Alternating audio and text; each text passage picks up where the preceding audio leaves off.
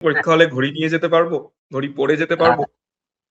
না, এবারে যেহেতু ওর তার জন্য অ্যাডমিট কার্ডটা খুব ভালো করে পড়ে, ডিজিটাল ওয়াচ তো কোনোভাবেই অ্যালাউড নয়। এবং আমাদের সময় আমি দিয়েছি মেন্স বহুদিন আগে, মানে প্রায় ৮ বছর হতে চললো। ২০১৭ সালে আমরা পিএসসি ক্লার্কশিপের মেন্স দিয়েছিলাম ফেব্রুয়ারি মাসে।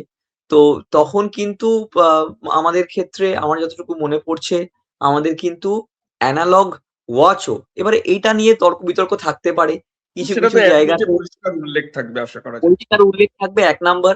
এবং এটা তো যেহেতু ৮০,০০০ লোক পরীক্ষা দিচ্ছে, মানে এটা আমাকে ভেবেই নিতে হবে যে প্রায় ৫০০ সেন্টার, বা ৫০০ না হলেও মানে প্রায় ২৫০ থেকে ৩০০ সেন্টার হবে।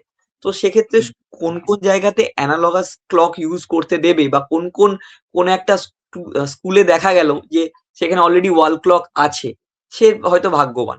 কিন্তু সব ক্লাসেই যে ওয়াল ক্লক থাকবে সেটাও না। তো এইগুলো খুব রিলেটিভ বিষয় আরকি। তবে আমি বলব অবশ্যই অ্যাডমিট কার্ডটা ভালো করে গো থ্রু করবেন সবাই। এই একই সাথে সেখানে প্রশ্ন এসছে জলের বোতল।